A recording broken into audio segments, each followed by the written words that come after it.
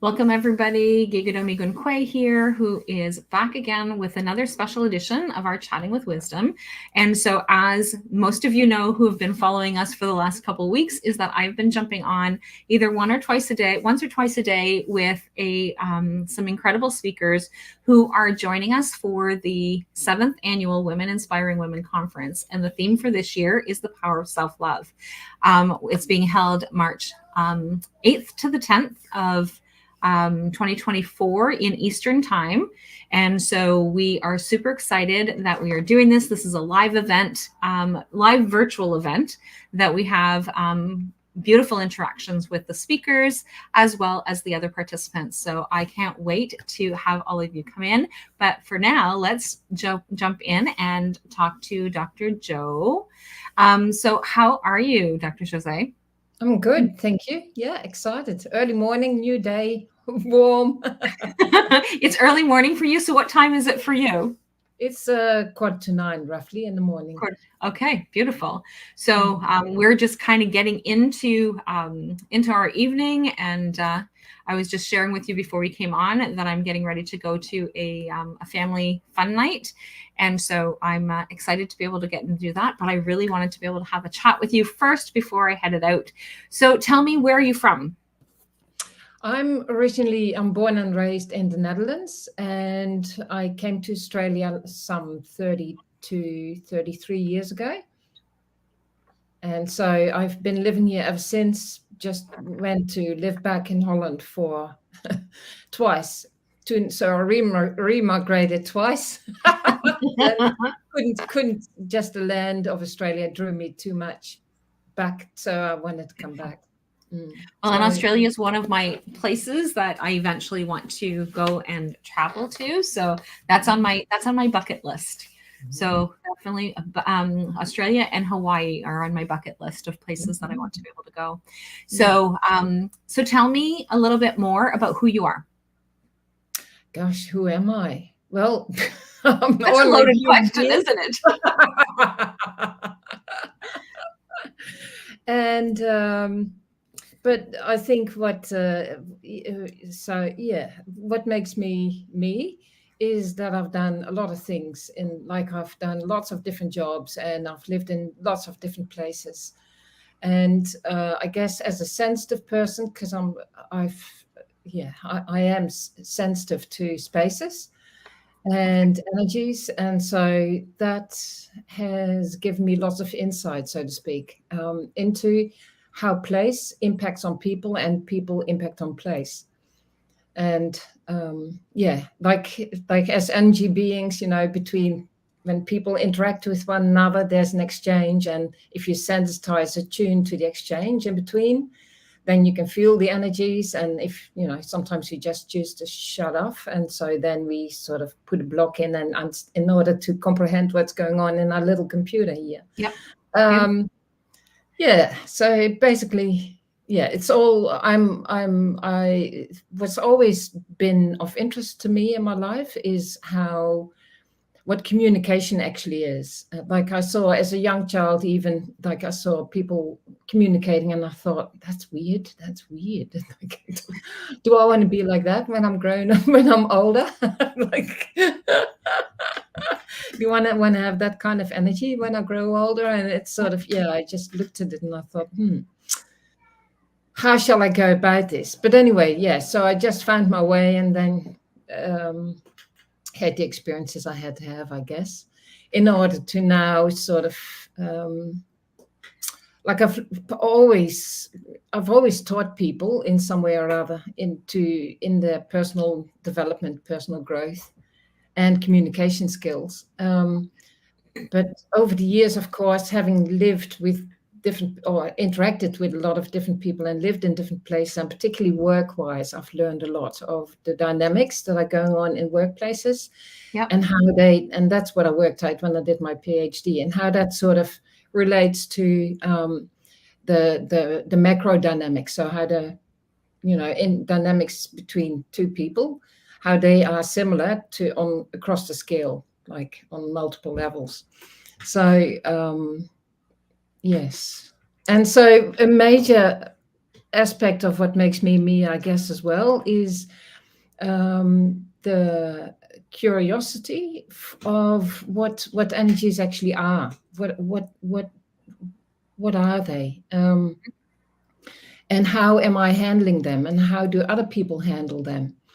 And so I've learned a lot from. I had a Maori wise man teacher for 14 years, and he taught me lots of stuff. So his work, together with what I learned at the Academy for Expression and Communication in the Netherlands, where I was for 4.5 years in order to understand how to guide other people through learning processes, through communication, with different ways of communicating. So the work that I did there, and work that I the work of Dave, this teacher.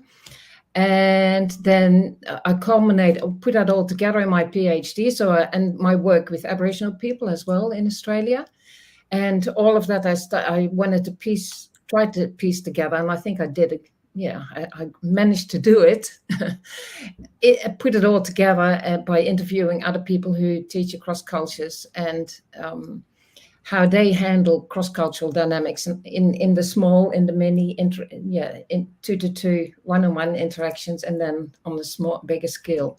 Yes. And the space in between all that. So, but in my work nowadays, I'm tuning in more and more on so the work that I did during my PhD, now it's about sharing that knowledge, that those different ways of knowing that I've integrated into myself. And I'm still learning, of course, but that's what I want to pass on. Beautiful. And so I'm an art therapist as well. So my work has always been, I've always taught people in experiential way, and I still love doing that. So in the work that I'm doing, there's inevitably a lot of experiential learning involved. Yeah. And that experiential learning is just so important for us to be able to have that. And one of the things that I heard you say is that you were talking about the knowing, right? So like that knowing of what do we need to, is that because there is just, and I don't know how to explain it, and you're probably going to be able to explain that best in your presentations, but there's just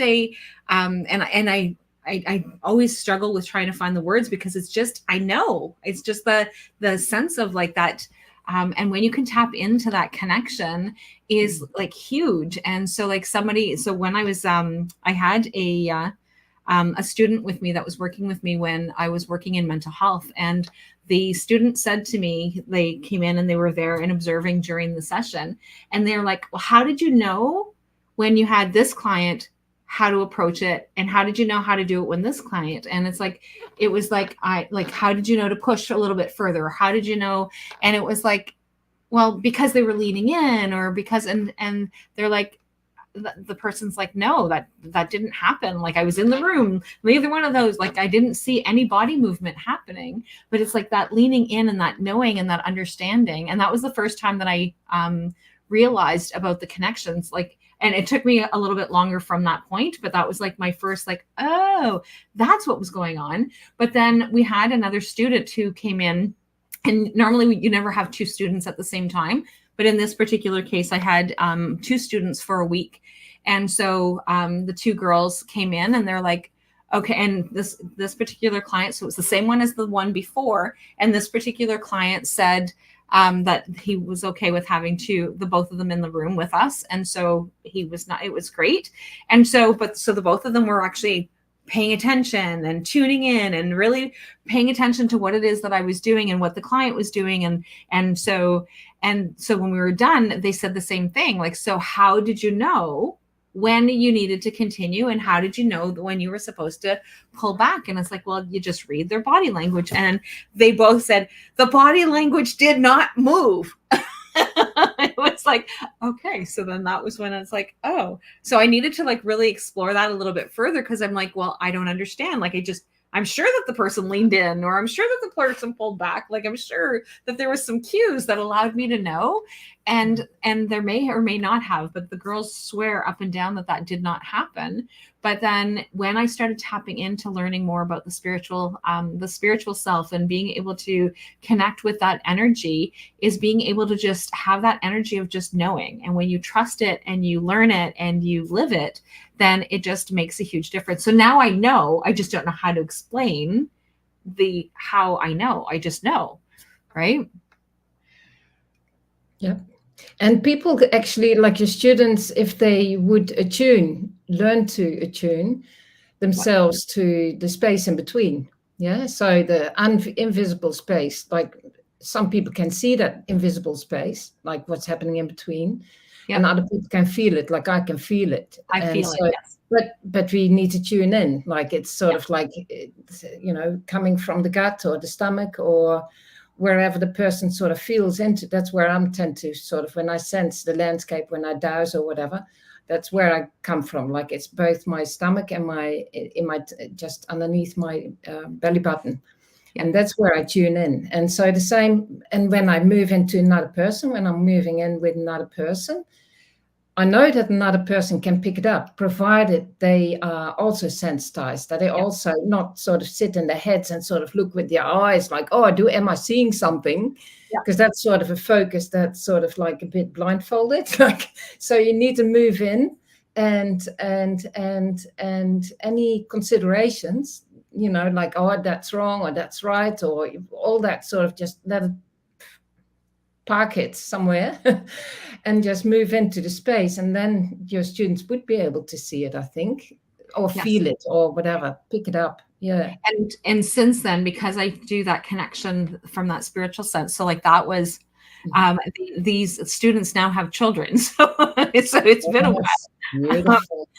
But it's just that sense of like just being able to understand and being able to tap into our connection of who we are and that sense of being. And it makes a huge difference from that mind, body, heart, and soul aspects of who we are. And so like when you're missing one of those aspects, it doesn't all form together, right? Mm-hmm. So like that's one of the things, like, so prior to becoming to doing what it is that I do now, that was one of the things, is that piece was missing, that spiritual piece was missing. And so like now it makes a huge difference in terms of how that connects. And so it's just really helpful in order for us to be able to have, like, being able to understand what it is that we're doing. And we may not understand from a cognitive level. So like sometimes we're like so fixed on trying to figure it out in our head that we really need to just really tune into what's going on that way. So how did you get into what it is that you do now? I think, like, was it just talking about, like, it's just, we know, well, I know, like, I think we all know, but I don't know, I can't speak for other people, but it's like a drive. And even though sometimes, it really scares me shitless, it just has to happen. Like, well, hey, get on, just do it. Just move. Yes. Yeah. And I guess I've always worked that way. Just like, I just do what feels right. Beautiful. And I love that. And I love how that's the energy that you're actually going to be bringing in. And so if you have not yet bought your tickets for the early bird, you definitely want to be able to do this and come in and really be able to have these experiences with Dr. José and the other speakers that are going to be coming in and sharing their wisdom and their knowledge and their connection. So we have a couple of comments that have come out. And so I'm not sure who it is that made the first comment. It says that you happen to have the same last name as my mother-in-law. So I'm not sure who that is, because they're commenting from my Facebook group. And StreamYard doesn't have permission to share who it is. And Caitlin has said, I have been learning to trust myself when my intuition calls. It's been quite the experience. And she said that she's so excited about this event. And so I am so thrilled that you're joining. Is there anything else that you wanted to share before we headed out?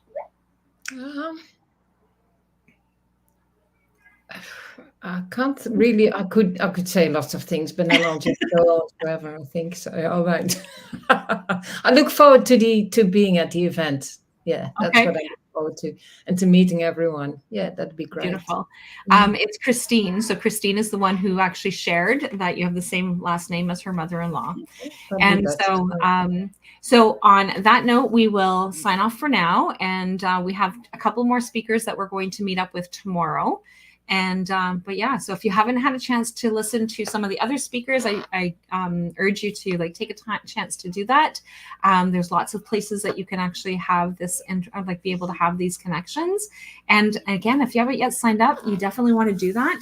Early bird ends the 23rd, which is tomorrow for us. José's already there, but she's already in the future. So her future says that you are going to be joining us for the conference. Yeah, an extra day. Yay. So come out and join us. We will have lots of fun, lots of interaction, and I can't wait to see you all there. Bye for now.